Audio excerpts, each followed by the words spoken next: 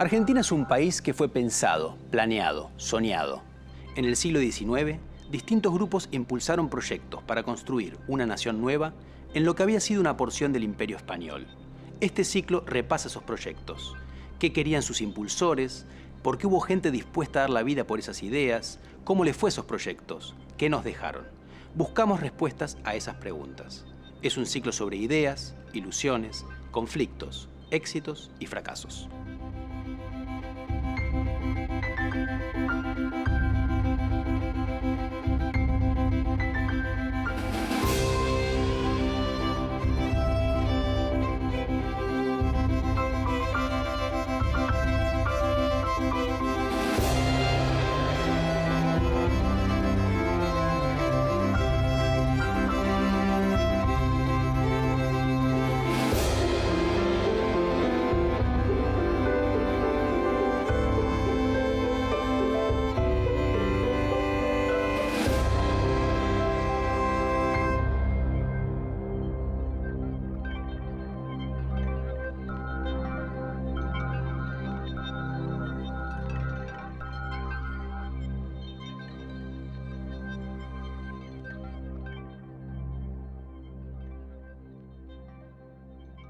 El unitarismo fue un movimiento muy importante de la cultura política argentina del siglo XIX. Junto con el federalismo, su antagonista, todavía hoy parecen ayudarnos a definir quiénes somos y quiénes no queremos ser. Este programa explica el proyecto político de los unitarios, su fracaso y su legado.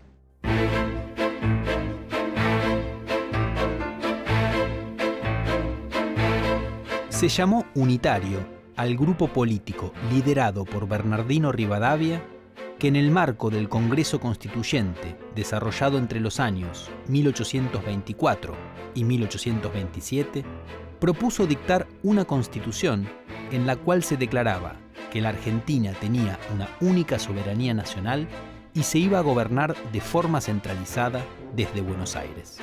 Los unitarios continuaron una tendencia existente en la década anterior. Todos los gobiernos revolucionarios, desde 1810, la Junta, los dos triunviratos y el Directorio, fueron centralistas. Consideraban que la soberanía era una e indivisible y proponían la organización de un Estado central con sede en Buenos Aires. En su proyecto, las distintas ciudades, que en esos años se irían convirtiendo en provincias, eran políticamente reconocidas como distritos con algún grado de autonomía en las decisiones locales, pero siempre bajo el abrigo del poder central, que designaría a las autoridades provinciales. Sus planteos eran similares entonces a los que más tarde hicieron los unitarios, aunque en la década de 1810 no usaban ese nombre.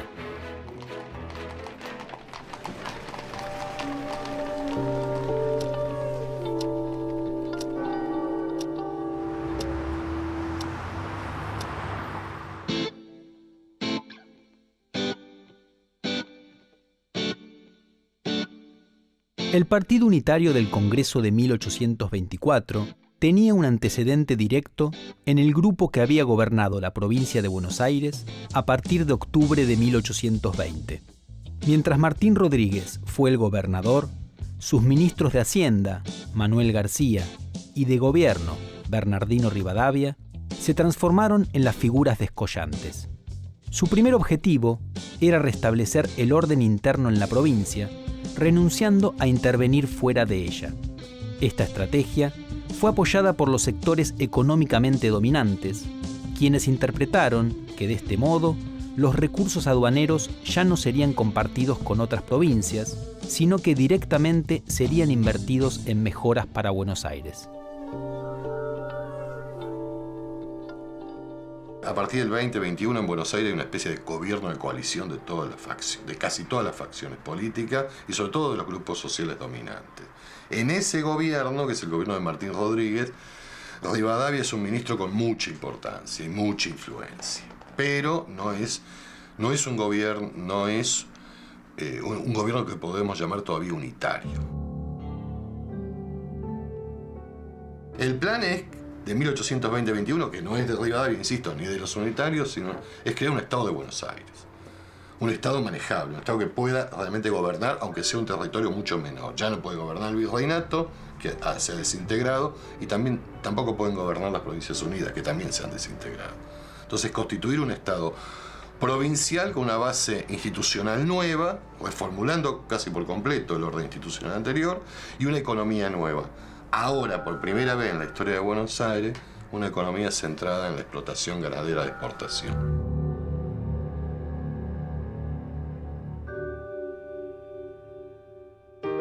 El nuevo gobierno realizó muchos cambios. Sancionó una ley electoral que otorgaba el voto a todo hombre libre mayor de 21 años, eliminó los cabildos de Buenos Aires y Luján por considerarlos resabios del orden colonial, reforzó el poder de la legislatura, que elegía al gobernador, afirmó la libertad de prensa, fundó la Universidad de Buenos Aires, achicó el ejército y reformó a la iglesia, suprimiendo órdenes religiosas y traspasando sus bienes a manos del nuevo Estado provincial. Se incentivó la expansión ganadera, otorgando tierras fiscales casi gratuitamente a grandes productores.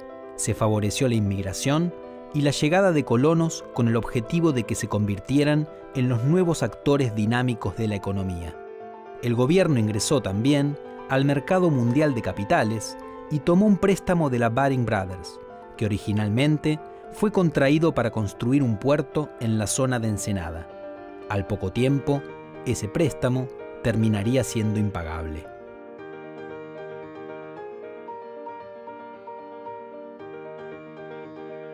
Para obtener un Estado, para hacer la guerra, etcétera, hace falta plata, ¿no? Y esa plata, el Estado de Buenos Aires, o lo que era el virreinato, la obtenía antes, sobre todo de Potosí. Eso se terminó.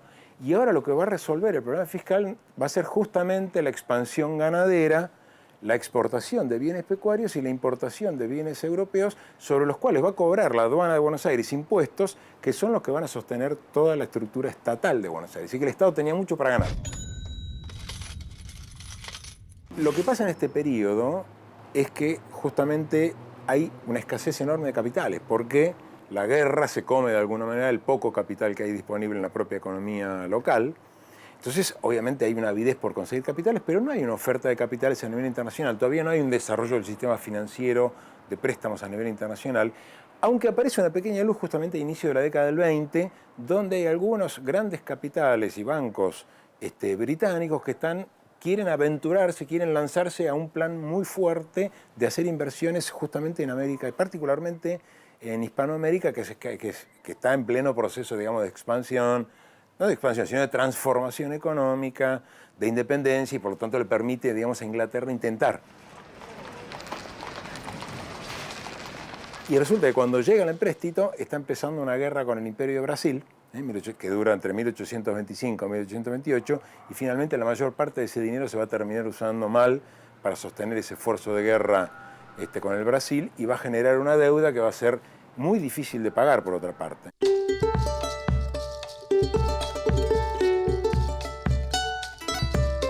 Con sus medidas en la provincia de Buenos Aires, los rivadavianos quisieron crear una sociedad acorde con la ideología liberal. Buscaban asegurar prosperidad económica para los propietarios, libre circulación de ideas, una administración austera y una opinión pública vigilante de los actos de gobierno. Se trataba de un liberalismo que se combinaba con otros dos movimientos de la misma familia ideológica liberal. Por un lado, el utilitarismo, de origen británico, cuyo lema central puede resumirse así: el mayor bien posible para el mayor número. Y por otro lado, la ilustración del siglo anterior, en la medida en que las reformas implementadas en la sociedad estaban guiadas por la razón y tenían como objetivo propagar las luces de la ciencia. Los rivadavianos quisieron hacer transformaciones significativas en un periodo muy corto. A ellos no les parecía un problema. Solo había que esperar que la sociedad fuera capaz de amoldarse a los cambios vertiginosos.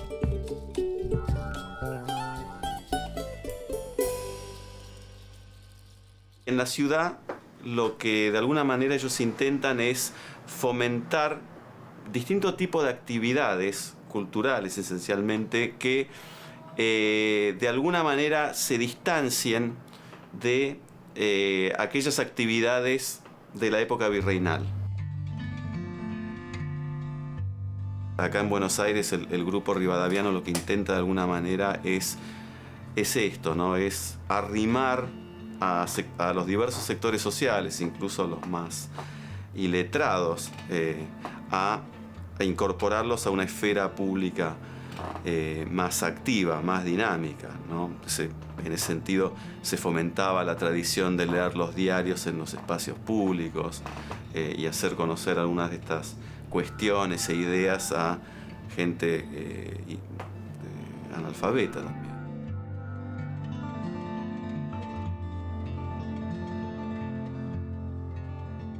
Se pensaba que el centro de la ciudad tendría que ser un lugar celebrativo del nuevo ámbito del ciudadano. Ahora, cuando uno va a ver las fuentes, se da cuenta de que eso era relativo y que detrás de eso hay una expulsión de los sectores populares de la zona central. Bueno, en realidad yo encuentro dos objetivos fundamentales en esas reformas urbanas. El primero es tratar de organizar la ciudad espacialmente lo más simplemente posible, y de allí la exaltación que hace este grupo rivadaviano de la cuadrícula originaria, la cuadrícula de Garay, porque pensaban que si se puede regularizar el espacio, también se puede regularizar la sociedad. Y este término regularizar es muy importante porque implica la idea de que simplificando, jerarquizando, organizando de manera simple, se puede terminar con el caos. El caos que hasta 1820, por lo menos entre 1815 y 1820, con el inicio de las guerras civiles, había sido moneda corriente en la política del Río de la Plata. Entonces hay una relación, que esto viene muy desde la Ilustración, de pensar que organizando la ciudad se puede organizar también la política.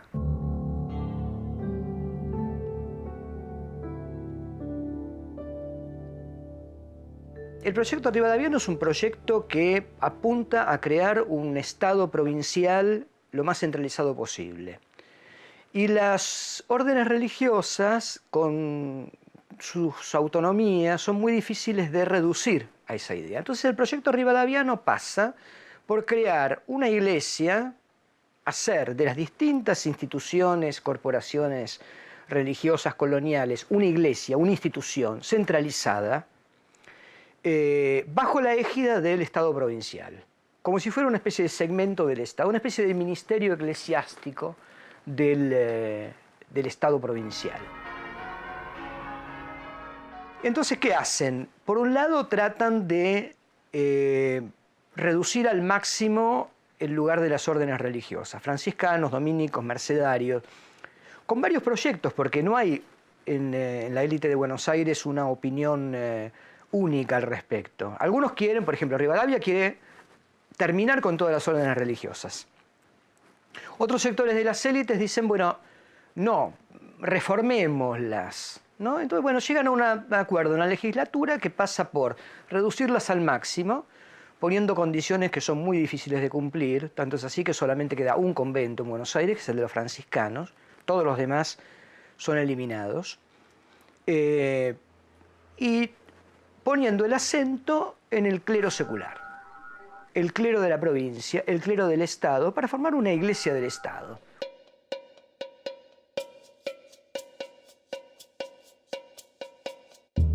La época de las reformas rivadavianas en Buenos Aires llegó a su fin hacia 1824, cuando varios políticos porteños impulsaron un nuevo intento de unión con el resto de las provincias y se reunió un Congreso Constituyente.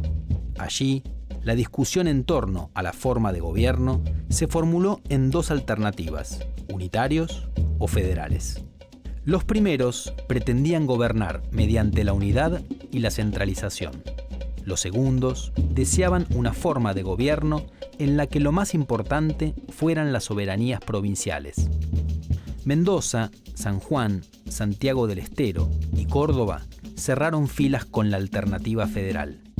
Tucumán, Salta y al principio La Rioja con la opción unitaria. Las restantes provincias confiaban en que el Congreso resolvería el asunto o no llegaron a manifestarse por el aumento de la tensión entre ambos partidos. Simultáneamente, se desencadenó una costosa guerra con el Brasil, declarada cuando las provincias argentinas apoyaron una sublevación de la banda oriental contra el dominio brasileño. El Congreso sancionó la Ley de Presidencia en febrero de 1826 y los unitarios aprovecharon la ocasión para imponer como jefe del Ejecutivo a Rivadavia, quien promulgó la Ley de Capitalización, que instituía a Buenos Aires como ciudad capital de la nueva república, dividiendo la provincia en dos nuevos distritos, la provincia del Salado y la del Paraná. La ley generaba simpatías en algunos representantes del interior porque abría la posibilidad de compartir las rentas aduaneras del puerto bonaerense, pero esto no era suficiente para contrarrestar el descontento de varios grupos de Buenos Aires, entre ellos los sectores económicos dominantes, a quienes la ley privaba de la exclusividad de los ingresos aduaneros. Pero los unitarios redoblaron la apuesta y promulgaron una constitución que decía: la nación argentina adopta para su gobierno la forma representativa republicana consolidada en unidad de régimen. Se decidía, de esta manera, una organización unitaria. La mayoría de las provincias no aceptó la Constitución, a la que veían como un atropello a sus autonomías. Además, estaban cansadas de la prepotencia de los unitarios, que si al principio consultaban los pasos a seguir, a medida que avanzaba el Congreso y se agudizaban las diferencias, empezaron a imponer su mayor cantidad de diputados para tomar todas las decisiones. Varias provincias pidieron la destitución de Rivadavia. Antiguos aliados, como el riojano Facundo Quiroga, quitaron su apoyo a Buenos Aires cuando el general Lamadrid, reconocido unitario, tomó la provincia de Tucumán, amenazando el equilibrio de poder en el interior. Además, Quiroga se oponía a la libertad de cultos impulsada por los unitarios. La lucha facciosa parecía imparable y dio lugar a enfrentamientos militares entre los dos partidos. Reventó de rabia el salvaje unitario, dijo uno. Tenía un río de sangre en las venas, articuló otro.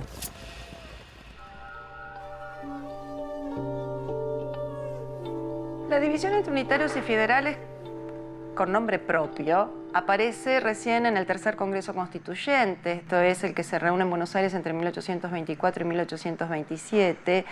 Ahora, el hecho de que tomen nombre propio, porque los federales siempre se habían llamado federales, aunque dentro del federalismo hay tendencias confederales, de tipo federal, etcétera, etcétera, pero la tendencia llamada centralista adopta el nombre de unitarios justamente en este Congreso.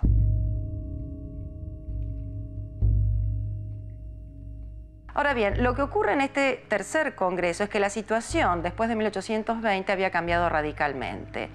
¿Por qué había cambiado radicalmente? Porque Buenos Aires ya no era capital de ningún orden unificado, porque estamos frente a estados provinciales autónomos que se reúnen justamente para negociar y pactar una unidad. Y la negociación y el pacto de esa unidad después de la caída del poder central en 1820 había dotado justamente esas provincias con sus constituciones provinciales de una legitimidad republicana en la cual se suponía que estaban en un pie de mayor poder para poder negociar este nuevo pacto constitucional. Y en ese marco la disputa nuevamente es por el autogobierno y autonomía de las provincias frente a un proceso de unidad republicana, y los federales están defendiendo justamente el poder adoptar una unidad que les respete ciertas atribuciones y facultades a las provincias, mientras que los unitarios tienden a buscar esa unidad en una república unificada e indivisible que le resta sin dudas ese margen de autonomía y autogobierno que los federales están reclamando.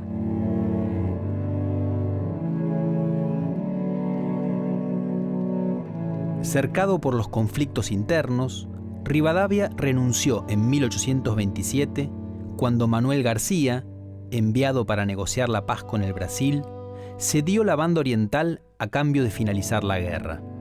Se trataba de un acuerdo sumamente concesivo porque las tropas rioplatenses habían obtenido varias victorias.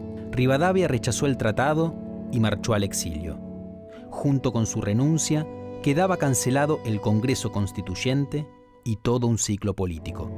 Tras el fin del Congreso, quedó latente en todo el país un escenario de guerra civil que enfrentaría en cada provincia a unitarios y federales.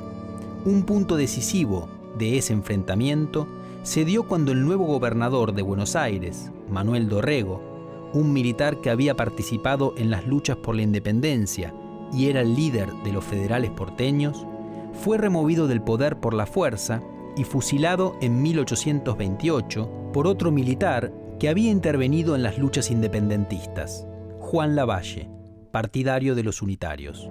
Este momento trágico daría lugar a una guerra civil en todo el país, que terminaría con el triunfo del federalismo y marcaría el fracaso final del proyecto unitario. El fusilamiento de Dorrego por parte de Lavalle y el apoyo de los unitarios hace que la alternativa unitaria quede prácticamente fuera de juego. Es decir, que lo que se produce es un triunfo federal. Pero también esta idea, digamos, de federalismo como forma para organizar un Estado único también, digamos, tiene su resignificación, sobre todo porque desde de la asunción de Rosas como gobernador, él va a propiciar, sobre todo a través de la política de pactos, la conformación de una confederación, es decir, de una alianza de estados, de provincias que se consideran soberanos, independientes, libres.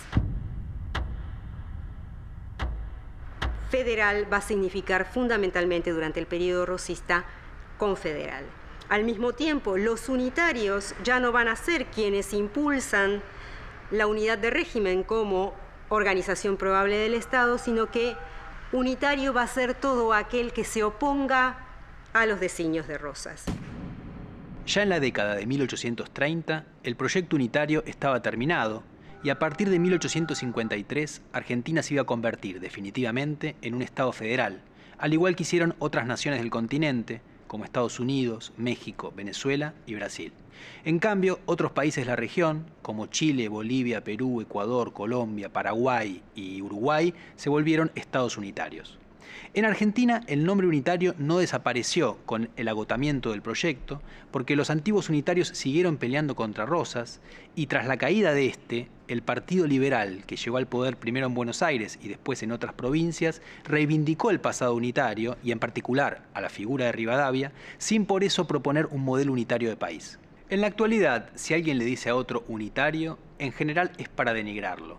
Se usa para acusar a alguien de que perjudica a las provincias o de que favorece abiertamente a Buenos Aires, o también para acusar al Estado Nacional de centralismo en detrimento de las provincias. Muchas veces, de hecho, se mezcla la acusación contra Buenos Aires con la acusación contra el Estado Nacional, que en realidad no son lo mismo. Una última reflexión que se puede hacer a partir del proyecto unitario tiene que ver con una discusión que en política vuelve muchas veces. ¿Es posible y deseable transformar la sociedad en poco tiempo y desde arriba, sobre todo a partir de la acción del Estado? Aunque fallido, el experimento unitario es un buen punto de partida para discutir estos temas.